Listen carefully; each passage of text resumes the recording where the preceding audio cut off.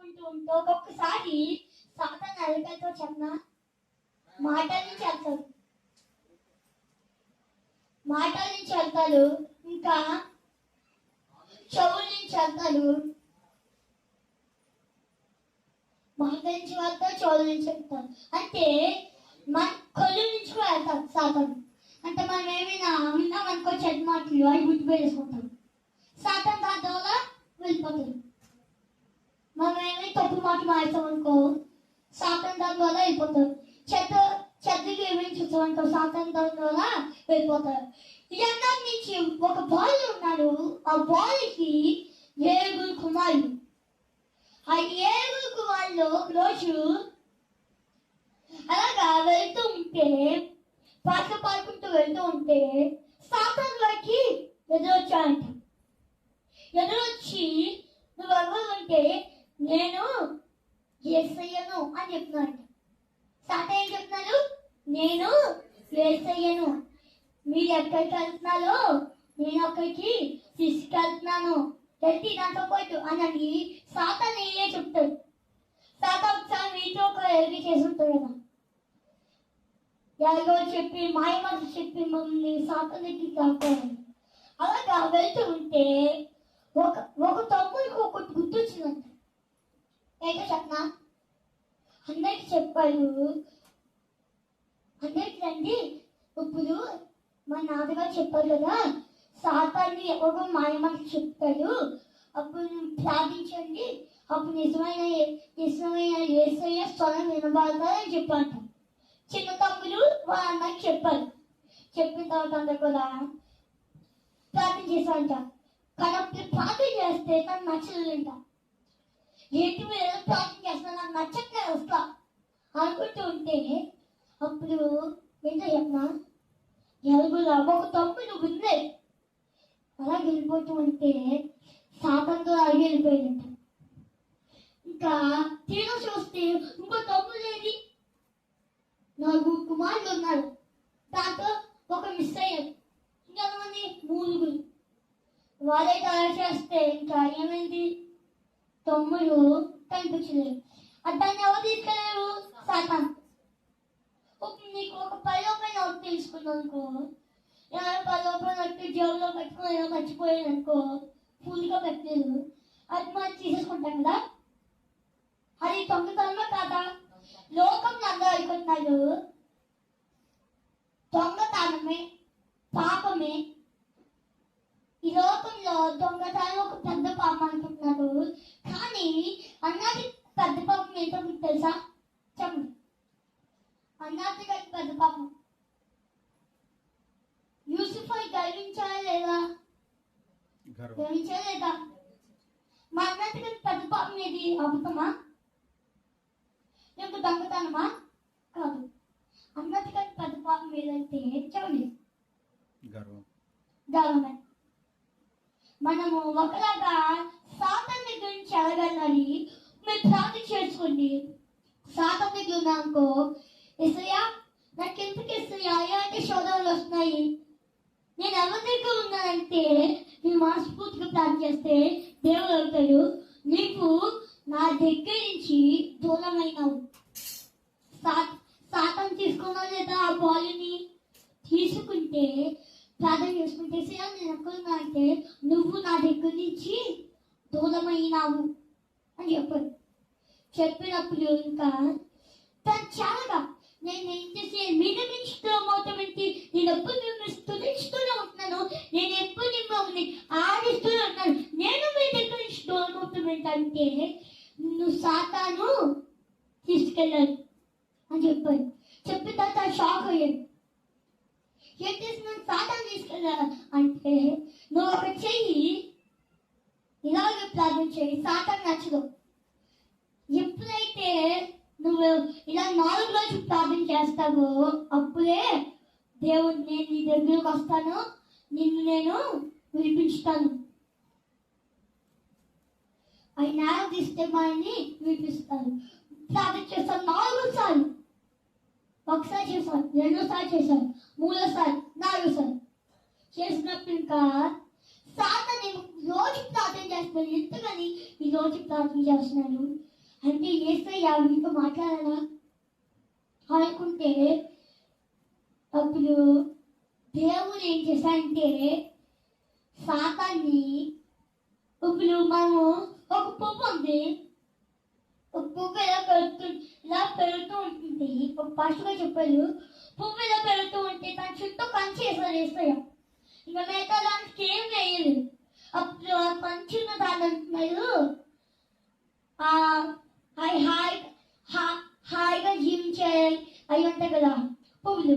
కంచేసినట్టు నువ్వు ఏంటి ఎలా ఉంటున్నావు, మేము ఎంత హ్యాపీగా ఉంటున్నాము, ఎంజాయ్ చేస్తున్నామంటే మేము ఎంత హ్యాపీగా ఉంటున్నాము, దేవుడు మాకు ఏ కంచేయలేదు, మీతో నీకు కంచేసారంటే ఎంత చెప్పినా ఒక ఎత్తు వచ్చిందంట. అన్నాన్ని తీసేసింది కానీ కంచున్న దాంట్లో మాత్రం తెలియలేదు. కంచున్న దాంట్లో తెలియలేదు. మన చుట్టూ వేసావు కంచేసారా, సాతాను వస్తారా కదా. ఒకసారి సాతానికి కూడా వేసే అవకాశం ఇస్తాను. యోగుకి ఒకసారి సాతాను అవకాశం ఇచ్చాలేదా, ఇచ్చాడు కదా. ఇస్తే సాతాను తను వాడుకున్నాడు, కులిపించండి ఇస్తాడు. కానీ యోగు అప్పుకో విశ్వాసం కొట్టేలా లేదు. ఆ పాలు ప్రార్థన చేసిన తర్వాత ఇంకా తనకి ఇంకా రోగమైన లేదు. యేసయ్య ఎంతో వ్యక్తులు మరణం లేకుండా తీసుకెళ్ళిపోయాడంట. ఫస్ట్ హానోకు యేసయ్యతో నడిచి వెళ్ళిపోయాడు. ఇంకోటి ఏరియా మరణం లేకుండా ఆ ఇద్దరిని తీసుకెళ్ళాలంటే ఆ ఇద్దరిని మరణం లేకుండా ఏరియా వెళ్ళిపోయాడు. వాళ్ళిద్దరిని హానోకు ఏరియా వాళ్ళిద్దరిని మరణం లేకుండా తీసుకెళ్ళారు. మన దేశంలో చాలా మంది కూడా మానేస్తున్నారు అని చెప్తున్నారు కానీ మానేస్తున్నారు. మరి ఎలాగా ఇప్పుడు మానేస్తాం? మట్టిలో చేసే కొత్త మట్టిలోనే వేస్తారు. కానీ హానోకు ఏరియా మాత్రం మరణం లేకుండా తీసుకెళ్ళారు. ఇది ఎలాగంటే ఆ దేవుని చిత్తం.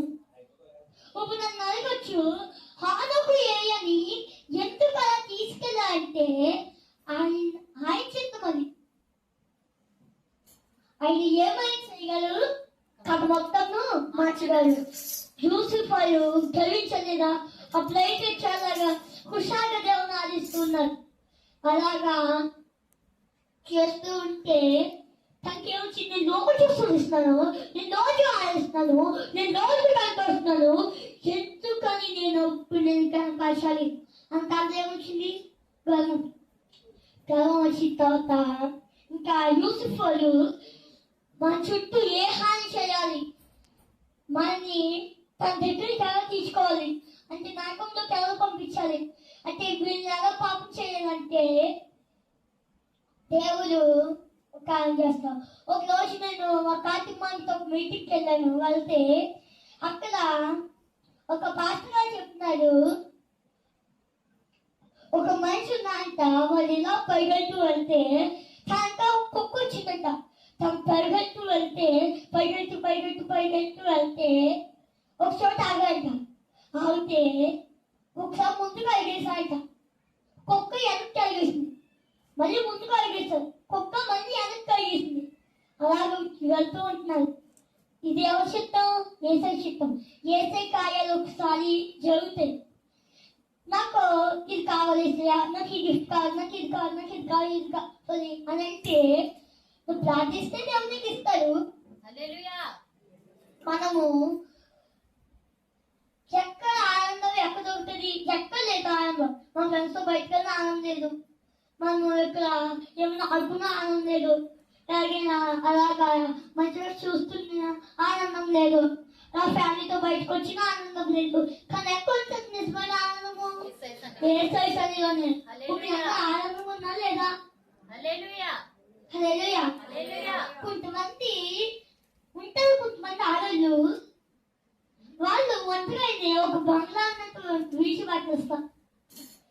చాలా మంది ఉంటారు ఒంటరిగా ఒక బంగ్లా అన్నట్టు ఏదో వజ్రాలు ఉన్నాయన్న దాని మీద ఉంటారు, దాని మీద ఉంటారు. అసలు బయటకు వస్తే టైము ఉండదు. అసలు ఒంటరిలోనే ఇంకా వజ్రాలు ఉన్నట్టు బంగారం ఉన్నట్టు ఏదో దాచుకున్నట్టు ఏదో తినేసినట్టు వంటగదిలోనే ఉంటాను అసలు. ఆ రోజు అన్నారు నిజానికి. హల్లెలూయా, హల్లెలూయా. నేను మీకు ఒకటి మాట చెప్తున్నాను, మనము విశ్వాసం కోల్పోవద్దు. సాతాను పెట్టిన కీళ్ళ నుంచి మీరు వేటు పొందాలి. ఎంతమంది అయితే నేను సాతాను పెట్టిన కీళ్ళ నుంచి కూడా ప్రార్థన చేసి దేవుని చేతి నేను మయం పొందుకుంటాను, ఆయన మా కోసం పరలోకంలో నివాసం చేస్తున్నాడు అని చెప్పి గట్టిగా చెప్తాం. హల్లెలూయా, హల్లెలూయా. మనము ఎక్కడ సంతోషం ఎక్కడ దొరుకుతుంది? యేసయ్య సన్నిధిలో. నీకు ఎన్ని కష్టాలు వచ్చాయి, ఎన్ని ఇబ్బందులు వచ్చాయి, నీకు ఎన్ని కష్టాలు వచ్చినా నువ్వు ప్రార్థించదు. రోజు మాట చెప్తాను, నేను నా ఇల్లు నా ఇంటి వారందరూ మానక స్తుతించెదను. ఎన్ని అవమానాలు వచ్చినా ఎన్ని కష్టాలు వచ్చినా నా దేవుడు నన్ను విడిపించెదను. ఈ మాట ఎంతమంది గుర్తుందో ఒకసారి చెప్పండి నాతో చెప్పండి. ఒకసారి మైక్ ఇస్తాను, చెప్పండి ఎవరు ఈ మాట ఎంతమంది గుర్తుంది చెప్పండి. అన్నపై చాలా మనం ఉన్నాను. ఫంక్షన్లో అయితే గట్టిగా వేసేస్తారు, పోయి మ్యాచ్ కాదు ఇంకా గట్టిగా వేస్తారు. కానీ ఇప్పుడు నేను ఈ మాట చెప్పుకుంటున్నాను, చెప్పట్లేదు. మీకు ఎంతవరకు వచ్చినా అంతవరకు చెప్పండి.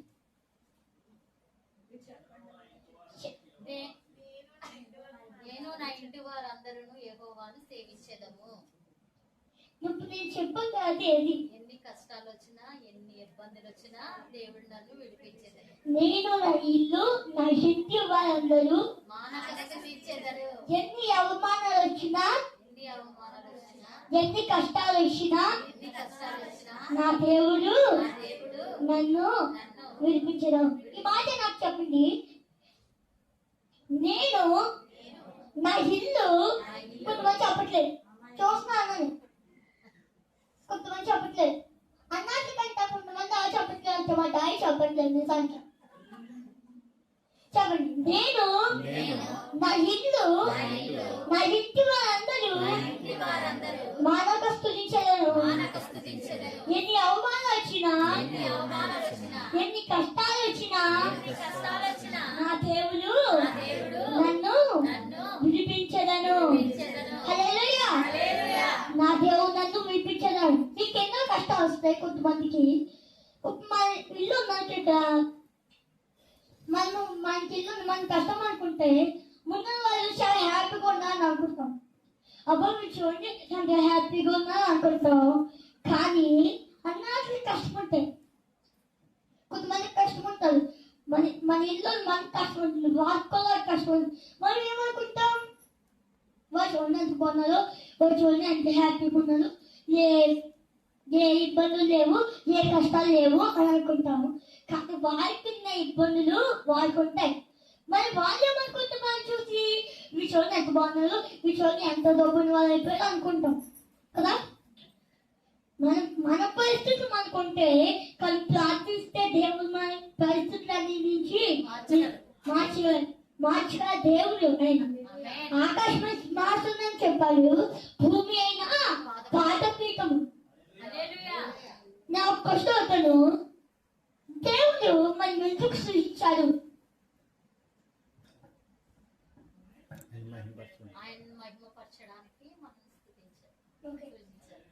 మహిపరిచినామా లేదా? మహిపరిచినాం అందరూ. కానీ నాకు ఒకటి అనిపిస్తుంది, మీరు మహిపరిచినారు బాగా, కానీ మీరు నాకు ఆనందం చూడలేదు. అసలు మీరు ఆనందమే లేదు మీ ముఖంలో. మీరు ఆనందిస్తే మీరు నిజంగా దేవస్థానంలో ఉంటాం. ఇప్పుడు మనకు కోరిక ఉంటుంది, నాకు కోరిక ఉంటుంది, మీకు తెలుసా ఒక కోరిక?